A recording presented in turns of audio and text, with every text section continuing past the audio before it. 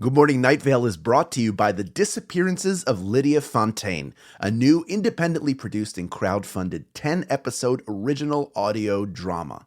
Set in a deceptively familiar world of electronic surveillance and machine-mediated communication, The Disappearances of Lydia Fontaine follows Lydia Ryan and her friends, lovelorn Ethan and wannabe internet sensation Dee, as they struggle to unravel the mystery of her mother's disappearance. Escape the sinister Fontaine family, and survive the feud over her grandfather's supernatural legacy. It weaves bitter family drama and high-stakes intrigue with fantasy and cyberpunk elements to create a surreal mystery about secrets and grudges, old books, big data, and the promise of infinite knowledge. And do not forget the talking birds. It's a full-cast production with original music and a bespoke soundscape presented through a series of found-footage-style surveillance recordings. And it's important to note, this show was made entirely without generative AI. Even the computers are voiced by human actors. Episodes are free, and you can start listening right now with the Season 1 finale due to come out on August 16th.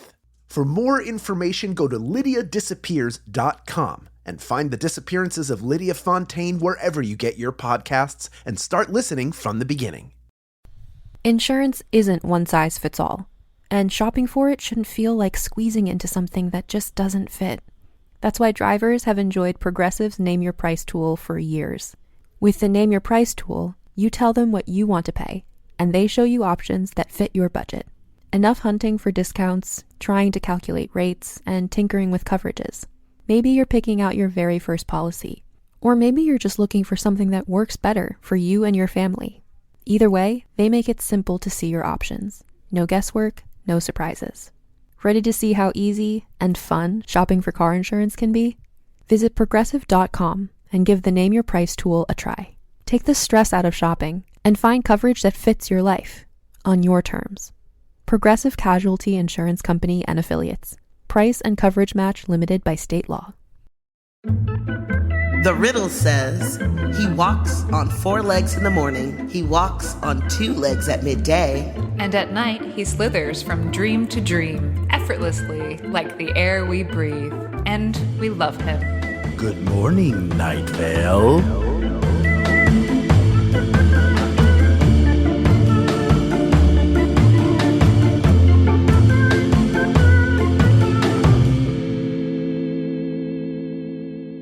Hello, everybody. I'm Hal Lublin, the Steve Carlsberg. and I'm Symphony Sanders, the Tamika Flynn. And I'm the Meg, the shark.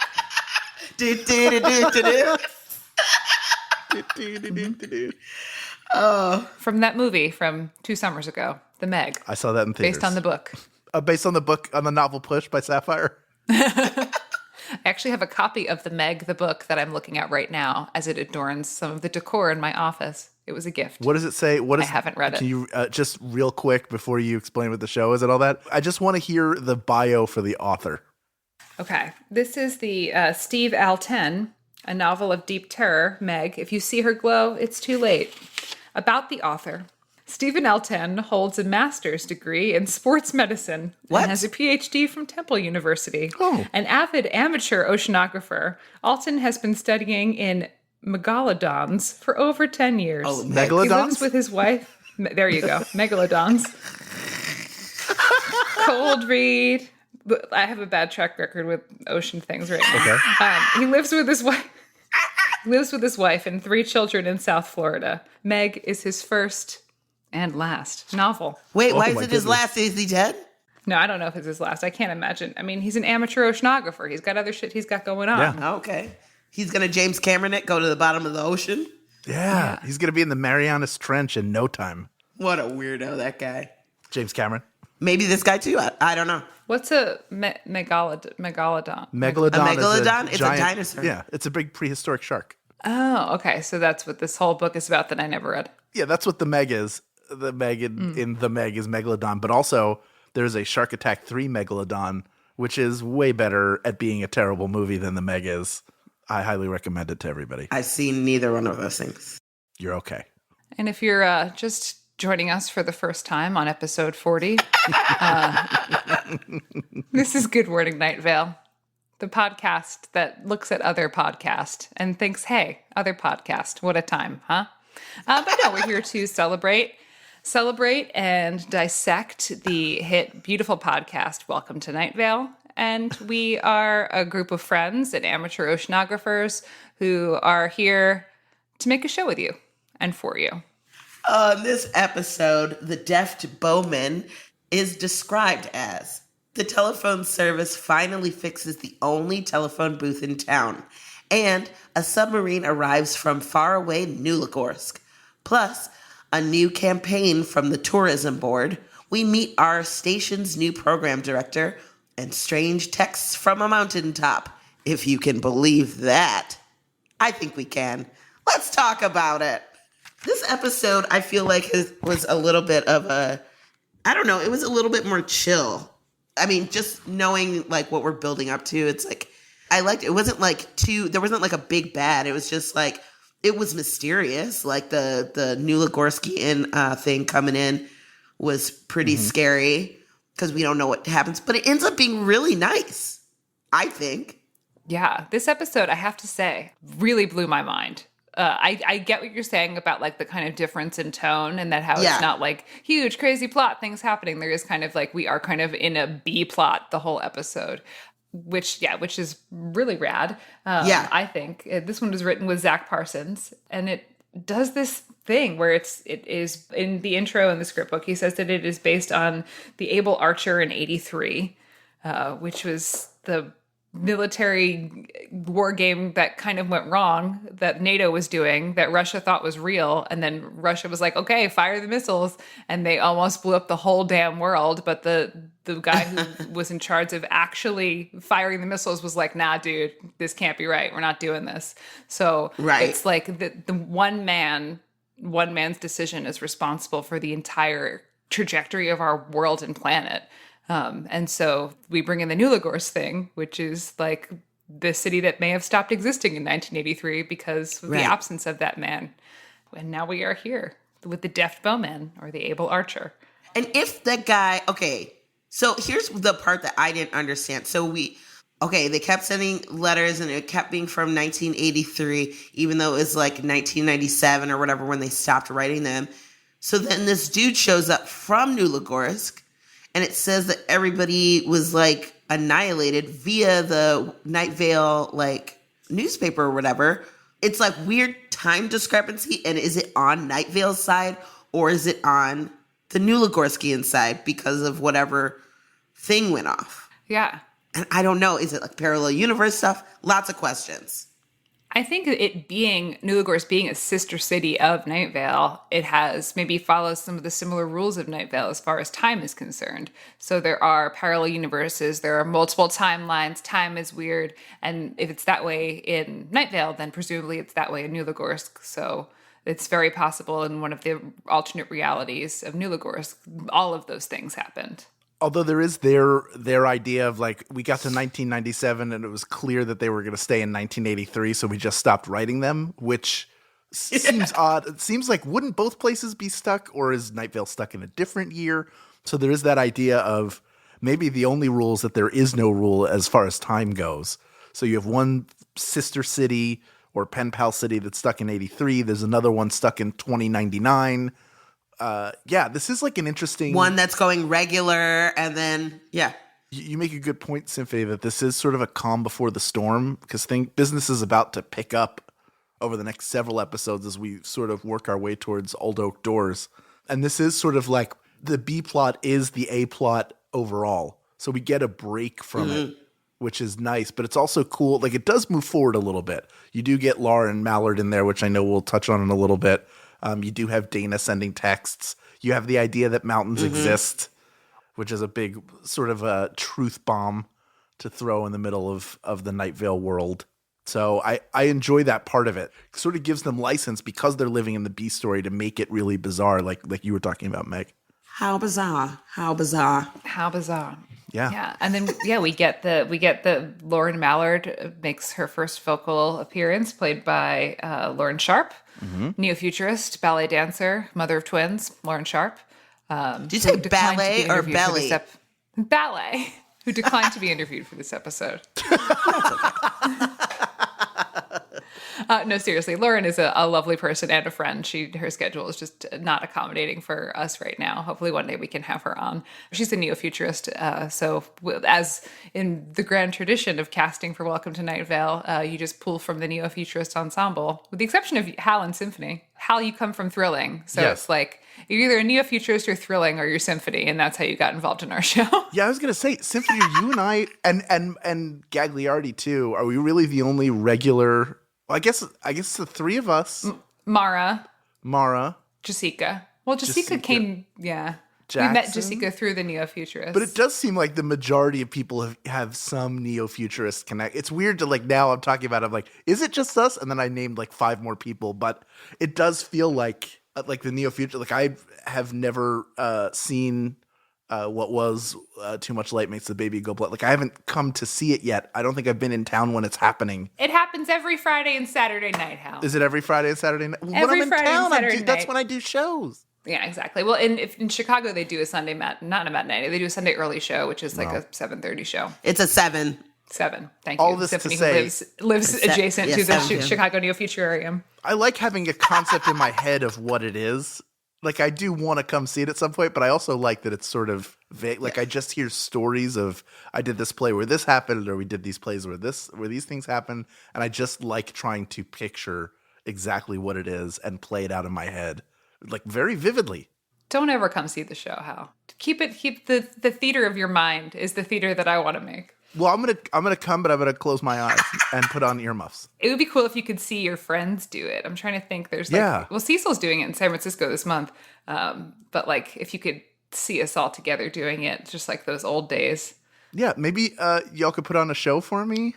Oof. Is that We could too do it in your weird? living room. We could just rock up to your Symphony living and room. I will be the audience. I'm sure Just Jen do your will watch. favorites, best of. Yeah, give us Yeah. the best of. We'll just yell numbers. I'll teach them how to do the thing. I'll just be 15. Yeah. Yeah. And you'll just do a play of yours. Well, Anyway. that's that, guys. So Lauren Sharp, who voices Lauren Mallard, we get to have Lauren Mallard become part of this, and this conversation, which starts out as very fun and refreshing, and we're like, okay, maybe this is things could work out here, and then it just kind of turns on a dime, and you're like, oh no, Yeah. danger, Carlos, no. And I bet you there were a ton of people who were like, don't you dare touch our Carlos, because he's a good egg, that scientist. And she's kind of not threatening, but being basically taking note of all the things that Carlos has done to potentially thwart StrexCorp's advances. So I don't know. I'm questioning her motives. She's nice on the outside. She's rotten on the inside. That's She what has I a think. passion for radio. Who doesn't? Who doesn't? Who doesn't? That's why we're all here, because we love radio. That's why we podcast. It's our love of radio. Right? I think this is such a great performance. I really like Lauren's work on Night Vale. And obviously the stakes get raised as we move forward. But here, there's just enough insidiousness. And that idea of asking for this information and then her reaction when she finds out the name, that she's clocking it so that she knows who to go after. Right. There's no question that she's being fishy. Yeah. And it's a really it's very nuanced as a performance, which is not, I think it's even more of a challenge when you're working in audio only, because you don't get the glance, you don't get the facial expression that's going to read that sort of, there's something wrong with her. Right. Even though she's delivering it a certain way. Shade. And she works that shade in really, really beautifully. It's a really nice, subtle piece of acting that comes across really well. Yeah, it's not too many lines either. Really, it is just a few things, and then there is some of the repetition of the name Carlos that she starts to weaponize, which is cool. Yes. She's Yes. she gets it, and then she uses it to let you know it's fishy, and then she throws it out like a little shot fired across the bow. Carlos. Yeah, it really is a very strong performance in a very short little space. Which is great. That's what neo-futurists do. It's a shame she declined to talk to us about it. She could have been showered with all this praise in person. That's okay. We'll get her one day. Tell her in person. She really is an incredibly lovely, lovely human. I didn't mean to throw shade. No. I think she is lovely too, in the limited amount of time I've spent with her. Yeah, she's just too very busy. She's just busy for us. And she's very important, obviously. I do love the line "teeth like a military cemetery." And that's from like way back, like in the first description. Yeah. I know. I just love it. Teeth like a military cemetery. Speaking of fishy, even in the next section, they're talking about from the Night Vale Marine Biologists Association. The ocean is full of things that would like to kill you and other things that would ignore you or not understand you and then eventually kill you because they do not have the same understanding or valuation of life and death as humans. And I think that's totally true. I believe that's true of the ocean. It is a big, scary place, and there's lots of scary stuff in it, like narwhals. Which, up until very, very recently, I was not aware were real. I said this out loud at an aquarium when I was confronted with a large fiberglass sculpture of a narwhal. I was with Joseph, and I said, "Are they real? Are narwhals actually real?" And he laughed in my face. And it was a good thing we were in a country where there was not a lot of English being spoken so that people could not overhear that I was confused about the narwhals, which are in fact real. And they do use their horn for weird sex things, if you were thinking that. It has been confirmed by Google. So now you know. And now I know. Well, I think it's not entirely unreasonable to think that because they look so... Like, if you saw, like, a picture or something of one, you'd be like, oh, that thing couldn't possibly be real because it's crazy looking. But a lot of things in the ocean are crazy looking. Like, you go way deep down, and all those things that are bioluminescent or they're, like, real long or the giant squids or something. That's messed up. And I'm not here for that. I will stay right here on the land. I'm not James Cameron trying to delve to the bottom of the ocean. I'm good. One of the things I love about the ocean is the scale of the creatures in it. We don't necessarily have that scale on land, or not anymore. Like there's the microscopic bioluminescent tiny, tiny life forms, and then there are like sperm whales and blue whales that are just absolutely gigantic. And it's just there's so much scale there. We don't have scale here. Like, what's the biggest thing we have? Like a moose? No, An elephant? Elephants. Okay, elephants. A moose. I don't think we'll ever top the moose. I think they're big. They are big. Moose are big, though. Moose are very big. People don't realize how big they are. Yeah. I guess maybe giraffe are big too, an elephant. But their whales are bigger. They're little long. They're like long more than, they're tall, but they're not like big wide. Yeah, they don't displace a lot of water. Elephants are big and wide. I have two stories for both of you. One of them is me being afraid in the ocean. The other one is me being afraid in a pool. Which one do you want to hear first? The ocean. Ooh, ocean. When I was younger, maybe 12 or 13, I was down the shore in Margate, and I was in the water. I was walking, it was like waiting around. And as you get later in the summer, the jellyfish show up. And the jellyfish will sting you. So you have to get away from the jellyfish. And they glow. Been there. Bioluminescent. So I'm standing there, and I am like waist deep in water. I'm like sort of waiting, using my hands to sort of paddle myself forward as I'm walking. And then I realize my hand is inches away from a jellyfish just floating in the water. And have you ever seen like in a Three Stooges where they suddenly pop out of a lake and run across the surface of the water? That happened as I made it back to shore because I was so afraid that a jellyfish would sting me, and I would either have to pee on myself or I would have to get like I don't know, it's going to stab me and I'll like fall into a coma. I didn't know what was going to happen. So that's my ocean story. I heard the pee thing doesn't work. I'm sure it doesn't, but it's hilarious for everybody else. And one person is really into it. They're like, oh, you should probably let me pee on you. That's probably what'll fix it. Or there's somebody out there constantly trying to get stung by jellyfish. Like, oh, I heard, the only way you can do this is to pee. So weird that this... Yeah, there's an app for that now. You don't need a jellyfish. It's the app is actually called Jellyfish, oddly enough. Ooh. Let's call Silicon Valley right now and let them know about our new app idea. Trademark. Yeah. Swipe someone to pee on you, and it's called Jellyfish. Flush right. All right. What's the pool one? When I was 9 years old, after the movie Cocoon came out, I became afraid to go in the pool at the swim club because I thought those cocoons would be in there. but instead of giving me life, I thought they would suck me down into the cocoon and murder me. So in clear water with a visible bottom of the pool, I was still scared to not be visually engaged with what was underneath me because I thought one of those cocoons would grab me and I would be dead at the hands of an alien. You missed the whole point of this movie. I did, but they were scary looking. And they're like these, it's like think about it. That pool is like in an old abandoned building and it's got hairy cocoons in it that are filled with aliens. And we're supposed to believe that Don Amici's going to live forever now and there's no terrible price to pay? Come on. Something terrible is going to happen. And sure enough, Hume Cronin and Jessica Tandy and Don Amici are no longer with us. Cocoon's got him. Sooner or later, that cocoon gets you. Nothing you can do about it. I do still sometimes think about it in some pools. Not most, but some.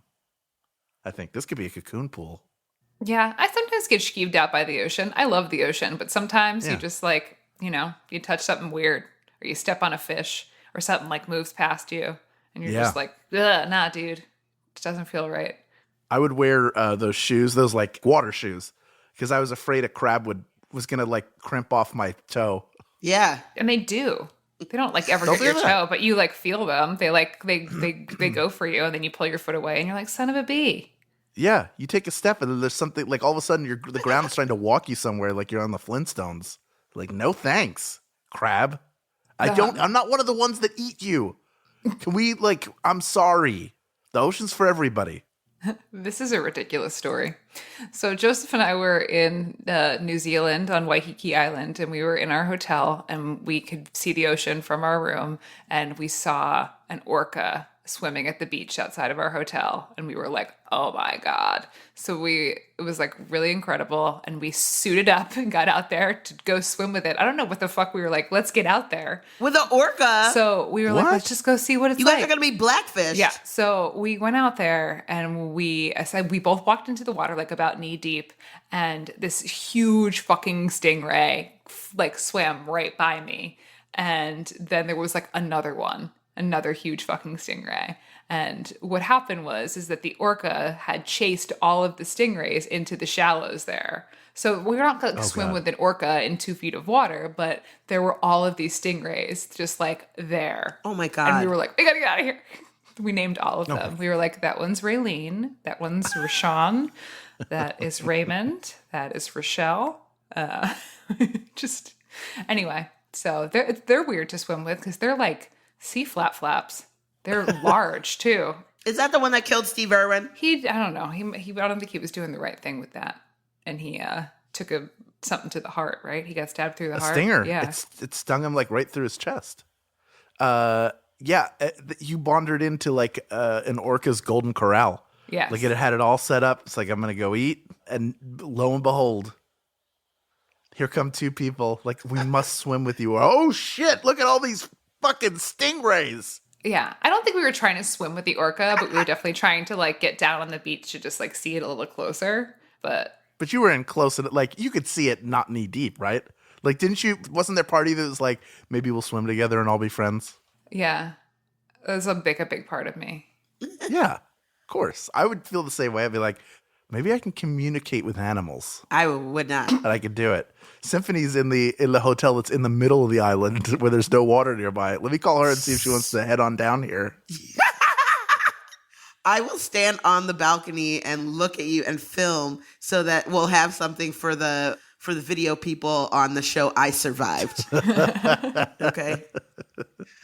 So that cocoon thing, Hal, made me think of that part when Cecil tried texting Dana back, and his phone just displayed a photograph of his face that was like rotting and like getting old, and like the white hair was growing and insects were crawling from the sunken from his slack decayed maw. That made me think of that. What do you guys think about the text? First of all, that when that part always reminds me. It makes me think about Indiana Jones and the Last Crusade when the bad guy drinks out of the wrong goblet. Yeah, totally. So it's kind of like that. The Holy Grail, right? But the wrong one. It was too ornate. That was the problem. That makes me think of that, and it creeps me out. So there's a lighthouse on top of the mountain, like the lighthouse from the picture in the house that doesn't exist. Yes. On the mountain but mountains aren't real. And then there's the blinking red light. Right. So we don't technically know that mountains are even really real. It's just they're real, and I'm doing that in quotation marks, in the netherworld, the other world. Because we've had one mountain confirmation earlier on, but this, they were like, oh yeah, there's mountains. So who knows? Found a mountain. Mountain's not real. Huh. I did love the part of the text where I was like, that's so relatable about when she wrote log those. Dang it, lighthouse. Sorry, stupid autocorrect. I do that all the time. Oh, yeah. I rely on it. And it's sometimes when you rely too heavily on something, it can turn around and bite you directly in your ass. Sometimes I think I'm clicking the word I want, because it always puts the word you're trying to type in quotation marks, as in like, this isn't a real word. Yeah. Okay, sure, Batmobile. And then you click it, but it still is like, no, dummy, I'm going to make it Bats Mobile or whatever, like whatever it changes it to. Which is totally ridiculous and wouldn't make any sense to anyone. Attention. But you can also do that game where you text somebody using the predictive text and you just keep hitting words. Yeah. I mean, phones are dumb. Phones are dumb. Smartphone. How about dumb phone, right? Right. That's a good one. Am I right? Am I? My autocorrect, I just keep yelling at it because I'm like, I'm never saying ducking. Not once am I saying ducking. You guys know what I'm saying. Someone tweeted the other day that they're like, I'm never saying ducking. Also, I never thought about like ducking, like move your head ducking. I always think like the animal ducking. And I'm like, I always think the animal ducking. I never think about like the active like ducking. Yeah. I think of like, what the fuck could a duck be ducking? Like, I always think of it as like making a duck face, like pursing your, like you're putting your lips out. A duck being like. Yeah. It sounds like it's trying to censor you, where it's like instead of fucking, it says ducking. And you're like, yeah, okay, ducking. Yeah, duck you. Mother ducker. Yeah. Oh, yeah. You're like, what is this, TBS? Yeah. But no, it's just a word that is used a lot to describe the physical act of ducking. Yeah. Right. Which is an actual thing. Let's talk about my girl, Megan. Oh, Megan. Yeah. Okay, first of all, I wrote in my notes that I was like, oh, Megan, right before we found out that it was going to the man, in the section before the weather, when they were like, oh yeah, written on the back was a message, it was like one adult man, missing hand, and other items. And I wrote, OMG, Megan Wallaby. I had, like, as I was like listening to, I was like, oh my God, what, Megan Wallaby. Personally, I thought that the hand was already detached, from the man, and then was animated as Megan Wallaby, but obviously it was born as the hand, and then it's now being attached to the man. So I don't know, that doesn't make real sense, but I love it. I like it that she found her realness, and she's got a long way to go, but one day. I hope she does fully recover. It would be interesting to hear a child's voice come out of like a big. Because the man is 6'10". Right. Yes. And he's got a bunch of like tattoos and stuff. I don't know. I kind of like the idea of having like a little child inside a giant man's body. Also, is this whole thing a ghost story too? Like the story of the submarine and like a nuclear attack decimates Nulagorsk, and yet they still receive letters. It's just frozen in whatever date the disaster happened. So this idea that you can continue correspondence from beyond the grave or wherever, whatever dimension these people are writing from, that they're able to keep up correspondence, but nothing ever moves forward for them. It's that idea of like, I don't know if it's unfinished business, but you're just frozen in the moment when you passed away. Yeah, maybe. I mean, that is like a lot of the lore in any sort of ghost thing, is that they're like reliving or continually staying in the status that they were when they died. I've always thought about that. Like, if I died and I died in a bad outfit, I'd be really upset about it. I'd be really upset if I died and didn't have a chance to like eat whatever the hell I wanted like right before. I think that's how I'm gonna die. Yeah, but like what if you died and like the last thing you ate was like something just like deeply unsatisfying? Like a kale salad? Like a quick granola bar. I could go with like after a really good kale salad. Or a bad peach. Oh. Oh, or where like it's not like ripe yet? honeydew from a fruit salad. Oh, Yeah. gross. A bunch of bag of raisins, but they all still have the stems on them. Oh. Or they're all the old hard one. Yeah. Where you're like, maybe it's a rat duty. Maybe some of these aren't raisins. I have no way to prove it. Like it like gets like gritty on your teeth, like it's like a little bit of sand. Oh god. Oh, yeah. Or a hot chocolate, but made with water. Oh. And like it's like a diet hot chocolate. That's like Yeah. the fake sugar. Yeah, low sugar or something. You're like, get out of here with that. It's a Swiss Miss low-cal, sugar-free hot chocolate made with steaming tepid water. And that. Wait, water made from a coffee pot that hasn't been cleaned recently. Yeah, Yeah. that tastes a little bit like coffee. Like old coffee, like old Folgers. Yes. Are we all saying that we're all going to die under the control of Jigsaw? This is our hell. gonna This play is a our game. hell. I want you to drink this weird coffee water. That would be our own hell with a bunch of like mediocre or kind of terrible food. Yeah. And that was all that there was to eat. Like a low sodium Amy's can of soup. You don't want to die trying to be good with a meal.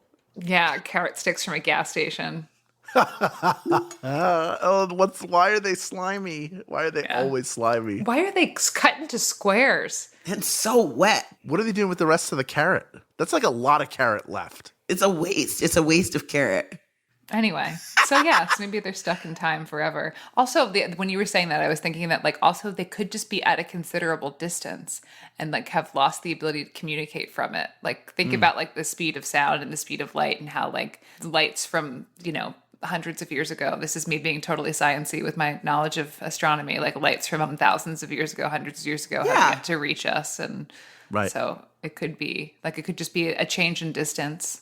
That is totally reasonable. So I did a little research about Znulagorsk, is the sister city of Night Vale, some of the sister cities of our cities. So Chicago, your sister cities, there's lots of them. Yeah, I know. Which is great. We all should be having sisters. I have one. She's great. But Chicago has many. I just picked a few. Bogota, Great. Delhi, Belgrade, and Birmingham, Alabama. No, Birmingham, UK. Not Birmingham. Wow. Yeah. I've been to both of those, so it doesn't matter.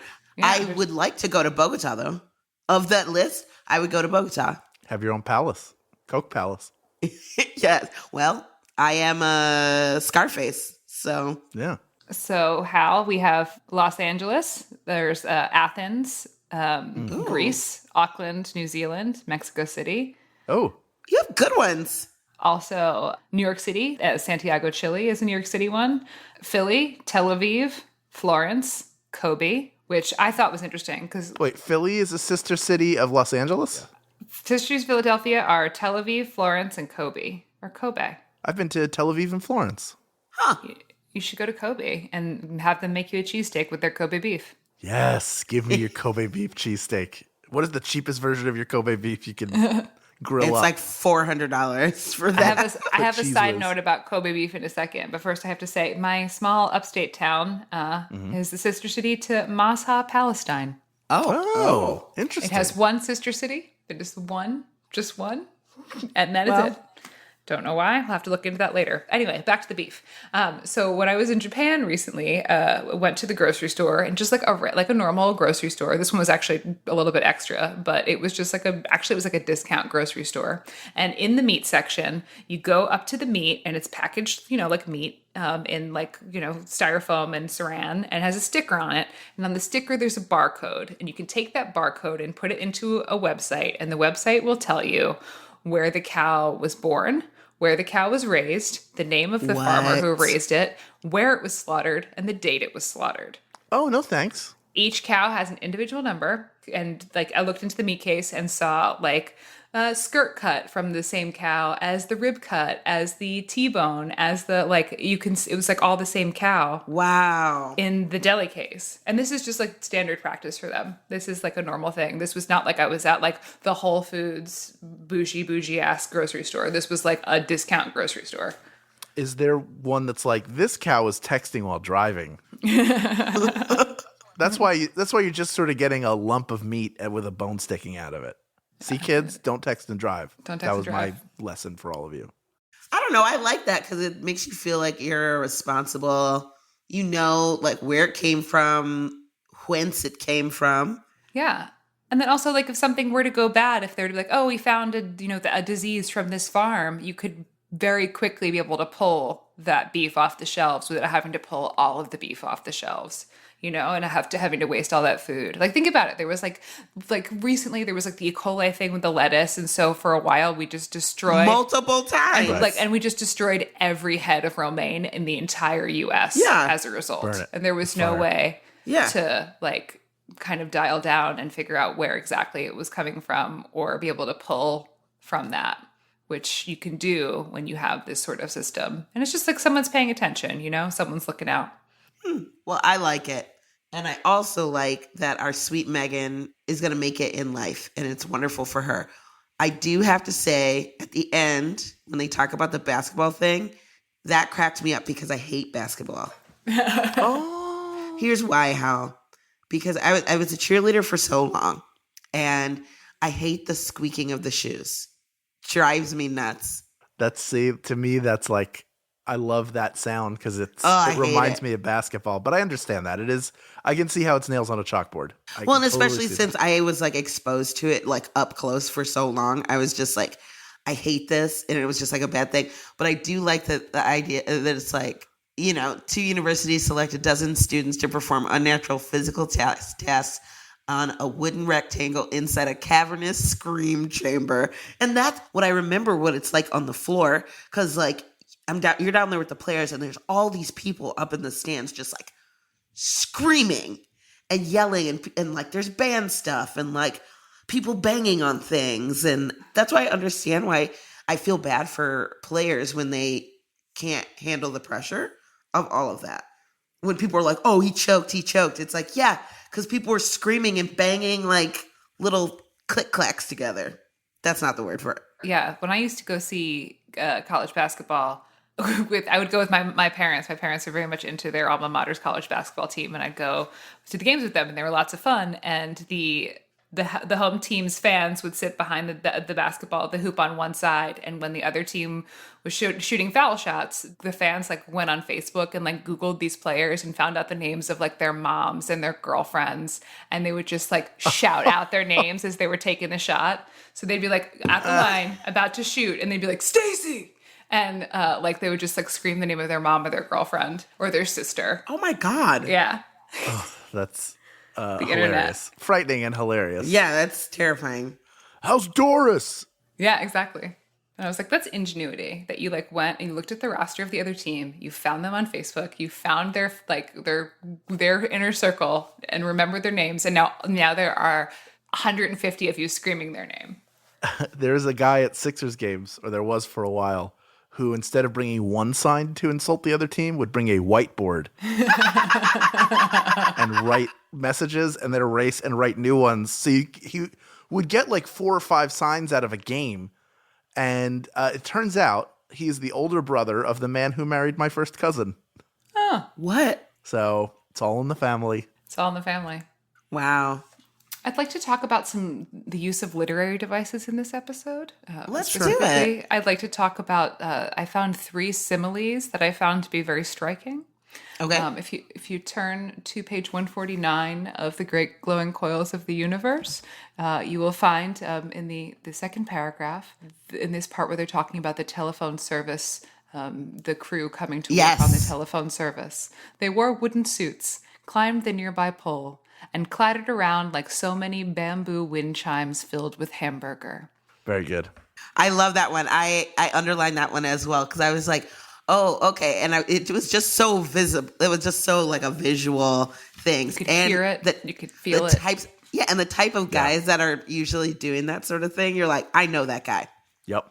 And if you turn to page 151 of The Great Glowing Coils of the Universe, to the second paragraph, you will find when they're talking about the sheriff's spokes being. The spokes being responded to follow-up questions by cocking their head and slowly blinking their milk glass eyes like an animal watching an insect crawl across the floor. I found that one to be evocative as well. Very evocative. As the third one, if you turn to page 155 of The Great Glowing Coils of the Universe, in the 4th paragraph down, you will find the description of Megan rising from her bed, like a man balancing the weight of a wet overcoat on a failing hanger. Yeah, I like that one as well. I mean, many of us who've had wire hangers in the past know that feeling of being like, oh, well, or had to put a dress on a hanger that doesn't have like any sort of hook, and you're like precariously balancing it on the thing, and you're like, hold, as you're trying to put it in the back in the closet or whatever, so it doesn't crumple onto the floor. But then inevitably it does. Yes, it's just a very evocative image. You think of like a woolen overcoat that is completely soaked, and you come in from the rain and you try to hang it up, and you have the flimsy dry cleaner hanger, and it's all you have, and it's already been bent because you live in Trump's America, so you have to use the coat hanger for other things. So you then put the sodden overcoat on this misshapen tool of a hanger, and that is what it is like. Up next, we're going to hear from fans and friends of the podcast about their theories, comments, and questions. But first, a conversation about this episode's weather, which was Offering by Black City Lights. Okay, guys. I was taking a bath while listening to this episode. So when this song came on, and you guys know how I do baths. I do it up. You know, I've got the candles going. I've got like stuff propped up all over the place, and like I had my book. You have a plate of chicken teriyaki. Today it was no joke. Today I had a spare rib pappardelle. Oh damn! It was leftovers. It was great. Live your life. Because you know what? If I'm hungry and I need to take a bath, I'm gonna do both at the same time, son. I am a efficient woman, and I only had so much time. So I did that, and I was sitting in the bathtub. I had finished my pappardelle. I was drinking a nice rosé, and I was like, la, la, la, listening to this episode, and then Offering came on, and I felt so witchy. It made me feel like this is what I want to play. This song is what I want to play. I've also been watching a lot of The Outlander, so I want to be in some sort of rock formation on a full moon in a wispy white dress, praising the goddess. You know what I mean? I do. To me, it plays like a song that would be at the end of a John Hughes movie. Yeah, I wrote this down as this song is kind of 80s, which is interesting because it's like 1983. I was like, it has like sort of an 80s vibe to it. Yeah, it feels like something like as it's playing, you just hear somebody. In fact, can we lay this under what I'm about to say right now? All right, here we go. Hey, you know, if you can't be with me, I'm just glad you can be happy. Right on.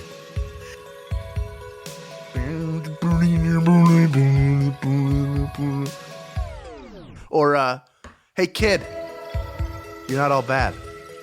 But one day, you might be really good.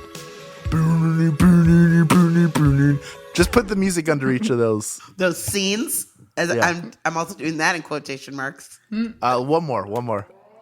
Hey kid, did a great job today. Oh, hold on. I've got to go to the bathroom. Boom, I think that'll be good with the music under. I think it plays better that way. I think it'll really drive the joke home. It'll drive the joke home. Yeah. It'll open up the door. It will kiss it goodnight. It will, it will close the door behind it. Get into its expensive convertible that it shouldn't be able to own and drive away. And then raise its fist in the air. This is a New Zealand band, right? Yeah, it is. They're from Wellington, New Zealand. Wellington? Hello. Hope you enjoy our music. Hope you like it. They're a dark pop, cold wave is how they identify. They broke up no, I don't have it. Lost it tonight. They broke up in February 2015. Couldn't stay together. We tried to make it work. We said, we're sorry. We couldn't do it. And yet, But then, we've got our music out here. never, ever again. Never, ever. Sweet as. Enjoy the music. We hope you like what we already have out there. They submitted their song for the weather. I believe it was from the weather submissions that we came across this song by what is it? The Black City Lights. Black City Lights. We hope you enjoy this little song we put together. You guys, I think it's really coming together, our accents. Yeah, we're doing it. I'm putting this on my reel. Every episode. Don't add us. Don't add us. It made me wish that we had some sort of just at Janina Mathewson. Whatever. Yeah, please. I was trying to think of the Night Vale Presents collaborator who would be most offended by our accents, and that would be New Zealand's own Janina, Hello, Janina. co-writer of Within the Wires. We sure do hope we don't offend you with our accents from New Zealand, from Wellington and Auckland, from the North Island. I hope that's okay. Marlborough wine region. Yeah, we did Lord of the Rings here with Bilbo Baggins, a really nice little guy. Peter Jackson. Peter Jackson is here with Widow Digital Workshop. It's also here. It's down in Wellington, Auckland, sister city of Philadelphia, where I'm from the northeastern region. Sure do like it there. It's actually LA, sister city. Whoops, that's the sister city where I live now. What is it? Is Wellington Philadelphia's sister city? I just made it up. No, it's Florence and Tel Aviv in Israel. You know, it's not quite there, but sorry about that. Anyway, this is who I am now. Should we go to the fan zone? Yeah, let's get out of here. We should have a sausage sizzle and take the sausage sizzle and put it inside some pizza dough. Oh, I'm so hungry. Put it inside the calzone. Put it inside the calzone. FanZone Calzone. Stay right there. Good Morning Night Vale will return after a brief break.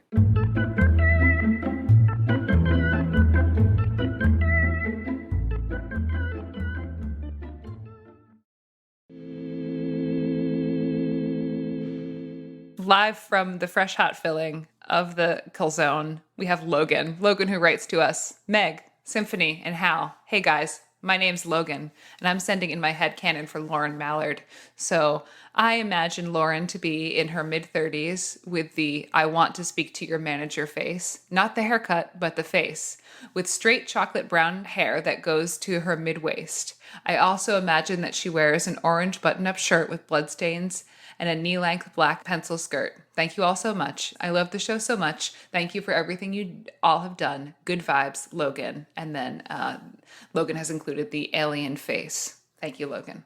Yeah, Lauren Sharp for a bit has chocolate brown hair that went to her mid-waist. So there is that element. I like the trajectory of the I want to speak to your manager face. I also, and maybe now, which has affected my headcanon, because now in my headcanon, she has the haircut too. Yeah. I Right. feel like the face has to go with the haircut, personally. Yeah. Because if you have like the serious, I want to talk to your manager face, but then you have like a flouncy haircut, I don't think the manager's going to really take you seriously and take that extra chocolate brownie sundae off of your bill. You know what I mean? That's true. Oh, nope. Says me. Okay, great. Well, I wasn't sure. I was like, I thought somebody else was going to say something about it, and they are not. Okay. Oh, we have nothing else to say. Thank you, Logan. I'm hungry. Next up in the fan zone, we have Lily. Lily writes, howdy, Meg, Hal, and Symphony. I don't know if this really counts as a theory, but as a trans woman myself, I've always interpreted Megan Wallaby as trans, due to her specifically being a male hand, which later attached itself to a male body. I was curious what other Night Vale listeners thought. Also, fun fact, the Night Vale TV Tropes page lists Steve Carlsberg as a crouching moron, hidden badass. So congrats on that, I guess, Hal. Lily. Oh, and she drew the two dots and a tongue sticking out. Well, Lily, I think it's more of a headcanon than a theory. Doesn't mean it's incorrect, but I think it's got a foundation, which is good. Also, what is the deal with TV Tropes? What is this website? What is this site? I've been on it before, and I don't quite understand it. I've never heard of that. Is it like a wiki? Is it a wiki? Somebody explain to Grandpa Hal what the hell's going on. I like Crouching Moron, Hidden Badass. I'll own that 100%. But I also realize I don't really know much about this website, and I'm beginning to get suspicious. All right, educate Hal. I've never been to this particular website, as it is not a food blog. So if it's not Google Maps or a food blog, I've never been to it. I've never been to Uber Chauffeur. I've never been to Uvre-Javert. But yeah, Lily, thank you for sharing with I'd never thought about this way before. So this is interesting to me. It is definitely something to consider that it's in play here as far as identity and body goes. It's, I found it to be an interesting little headcanon. Totes. Now I'll consider it. May writes, in the 40th episode, The Deft Bowman, it is revealed that other Night Valian towns exist outside of the greater Night Vale metropolitan area. I believe that Nulgorsk, the town in question, is one of many such towns scattered throughout the globe, connected by cobwebs of surreality. I live in western Washington state and often go backpacking in the Cascade Mountains. While driving to and from the mountains, I often come across small towns that look like they're straight out of Twin Peaks. It's fun to imagine that if I drive down the right country road, I'll come across the Pacific Northwest equivalent of Night Vale. The completely real town that I base my fantasies off of is Acme, Washington. The town consists of some rusty train tracks, the Acme Diner, which serves the best milkshakes and ice cream in the world by far. We'll see about that. I'll be right to your town. A sinister government testing facility whose building is a large white hemisphere in the middle of a field, and a billboard that says, "Stop the phony water crisis," all caps. My headcanon town is near where I live, but you could have one anywhere in the world, each embodying the region they inhabit, the way Night Vale embodies the American Southwest. Perhaps Huntakar has something to do with this? And that is where this letter stops. Well, May, it's very interesting. The part that I really took away is this ice cream and milkshake deal, the Acme Diner. When are we going to do a show in Acme? And can I come? And can we have ice cream? I think let's do it. Or can it be, is it a stop? Is it a stop in between places on the way to something? We should find out. Northwest is probably going to be between Seattle and Vancouver then if it's northwest. And also, is it really the best, or is it like they bring in, like, who knows, Haagen-Dazs ice cream, and just for the area, because you're not expecting it, it sort of takes you know what I mean? Like, it takes you off guard. Like, I don't know. My question is this. It's a milkshake. It's going to be delicious. That's not a question. It has to do with consistency, though, Meg. You can't just willy-nilly put a milkshake out there, because not all milkshakes are good, unfortunately. I've had ones that are like, it's all right. I need one that is like so thick that I turn my sinuses inside out trying to get it into my body. With using the straw? Using the straw. You're like sucking out part of your brain? Yeah. So much that I collapse my sinuses and one of my eyes gets sucked into my own eye socket. I detach my retina from the thickness of this milkshake. That's what Symphony, I need. What was that place we went to that Steve and Chris from the Is This Adulting podcast? Cookout. We went to Cookout. We went to Hattie B's for hot chicken in Nashville. And then they were like, hey, there's a cookout right over here. And they make the best milkshakes. It's like 900 different flavors. And we were like, what the hell? It was a very good milkshake. But I think it has the thickness that you want, because you would give yourself an aneurysm trying to pull anything out through a straw. Yeah. Yeah. That's what I'm looking to do. Get you to a cookout, First girl. a blood festival. Blood festival. That's funny. Blood vessel is what I was trying to say. Hey, you going to Blood Festival this year, by the way? Did you get your tickets? No, it's not the same. It's been, it's just, I think it just gets too corporate, you know? Yeah, I like the idea of multiple Night Vale like places around the world, and there are those places. I feel like there are, like Pemberton, New Jersey is a weird place. Yeah, great name. And we've driven through so many places that have been like strange, and you're just like, what the heck kind of place is this? You know, and just had like weird stuff in those small communities where you're like, anything could happen here, or it could be a hills have eyes sort of situation. Next, we have a voicemail from Ari. Hey guys, this is Ari. Just wanted to let you guys know how much I absolutely love your show. You're all so funny. It's wonderful to hear from you guys. Your commentary is great. I love listening to you so much. Today I've called in with a question. Why Russian? It seems like whenever you guys want to make something extra weird, you throw in Russian. The Apache tracker ends up speaking Russian. The football player who grows a second head, the second head ends up speaking Russian. Megan Wallaby, when she gets a body, he's Russian. And then the sister town, Spitz, isn't that Russian too? I was just thinking, like, does Joseph or Jeffrey speak Russian? Is that maybe why Russian was chosen? Or is it just a complete coincidence that everything seems to be connected to Russia somehow, whether they speak Russian or they're from Russia or all that? Thanks for listening. You guys have a wonderful day. Bye. So Ari's wanting to know what the deal is with all the Russian. Ari asked whether Joseph and Jeffrey speak Russian. So Russian. I think the reason I think it is there is because I think that Russia's a little weird. It's always like bizarro land America to me is Russia. Right. The way I think of it is just like, like, what if America, but another way, and in a way that is so weird and Soviet, but also still like deeply capitalist and like country proud.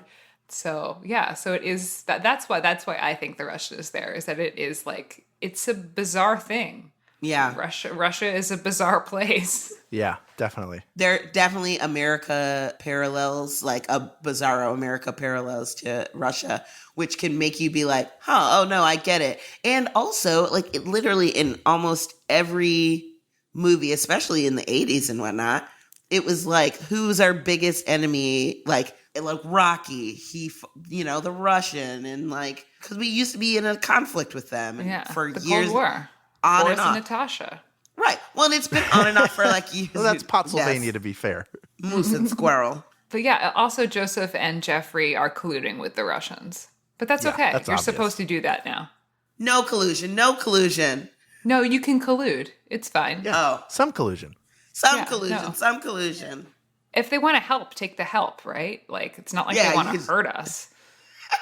It's not like they would ever everybody do anything. does it. Yeah, it's got to be completely. If someone's offering help, that's help. It has no strings attached. There's no strings attached. Anyway. Our world is a hellscape. Anyway, Thomas from Indianapolis writes, I don't remember what prompted it, but after Deft Bowman aired, I did some research. I found out about the real-world NATO nuclear preparedness exercise called Able Archer 83, 1983 being the year it was carried out. Supposedly, some in the Soviet Union believed it was actually a cover-up for the first strike against them and set up their own nuclear weapons, bringing the world to the brink of nuclear war before the exercise ended and tensions ebbed. Since New Lugorsk never moved past 1983, as apparently described by the genderless spokesbeing, and Simone Rigaud insists the world ended in 1983, I think it's a solid assumption that this is when Night Vale diverged from the timeline of the normal world, with much of its history before that becoming retroactively weird. This is strongly supported by what we learn, spoiler alert, in episode 67, and much later in episode 109, A Story About Hunkotar. Well, you know what? I haven't listened to any of those episodes because we're only on episode 40, and that's how I'm living my life. But yes, that is that is actually super fascinating about the real life Able Archer thing in 1983, because like tensions have been, were very high since with the whole like Soviet Union and all that stuff. Even thinking about all of that stuff back then, like the way the maps were and Czechoslovakia and things like that, and like the things we learned when like Hal and I were in school, probably like the way the map was and like about the USSR and stuff and how that's not even a thing anymore. It's freaky and crazy and weird, and I'm glad it's over. That was a giant question mark because it's not. Anyway, goodbye. Up next, we have a voicemail from Justin. Here it is. Hello, good morning, gang. It's Justin again, here to talk about one of my favorite episodes, Deft Bowman. It's definitely one of the better early episodes of Night Vale. Time travel stories are kind of like catnip to me, and although we already knew that time was weird in Night Vale, this is the first confirmation that there were, in fact, multiple timelines existing. And that same idea has underpinned a lot of what I would consider to be the standout episodes later as well. One of my favorite details about this episode is how strongly connected it is to the real-life Able Archer incident, where nuclear war was almost caused by a false missile warning system in Eastern Europe. Add in the veiled threats from Lauren about Carlos, and you have a really great, unsettling episode. I find myself coming back to this one whenever time travel is mentioned in the series or when we have collapsing realities. I think the way the characters react to information that doesn't match their own reality is really interesting in this, especially Cecil. Thanks for listening, and keep up the good work with this show. Well, there you go. The source of all time travel. No, it is interesting. This is sort of a touchstone for that idea of multiple timelines rather, and time travel being explored in a slightly different way which is true. I'm glad it's one of your favorite early episodes of Night Vale. Yeah. I mean, it's good stuff. I think some of what you touched on is some of what we touched on as well. And it's great that we all sort of, it speaks to the quality of the piece that we're all sort of pulling the same pieces out of it. And that's something we all have in common. That's a beautiful thing, Justin. Thank you for continuing to voice in with your opinions and your theories and your comments. I also love time travel stories. They're fun to try to wrap your head around, and it's also something that I think that I fantasize about a lot. I know lots of people fantasize about a lot, what you could do with the ability to control time, or how things could possibly have gone different given one small factor and what that timeline would look like. So it is fertile ground for storytelling. Yeah. Well, it can be so deep, and well, first of all, because there's so many like possible problems that can arise from it. And I think people are constantly amused by the idea of time travel, because who hasn't wished that they could go back and change something or stay in one moment where they were happiest or where everything was more simple? I think that is a tool that people use to try and understand and try and deal with like what they're living in right now by saying, oh, but if I could have stayed in this moment, or if I could go back to this moment, how would I have done it differently? Right. And it helps us problem solve for the future potentially. All right. Thank you so much for listening. As always, if you want to support the show in a deeper way, you can. We've allowed you to do that at patreon.com/goodmorningnightVale. All sorts of fun perks there, including ad-free episodes, special bonus content. Go get involved. It doesn't cost much, and anything you can give is greatly appreciated and helps keep this show going. Next week, episode 41, Walk. Until then, good morning, Night Vale. Good morning.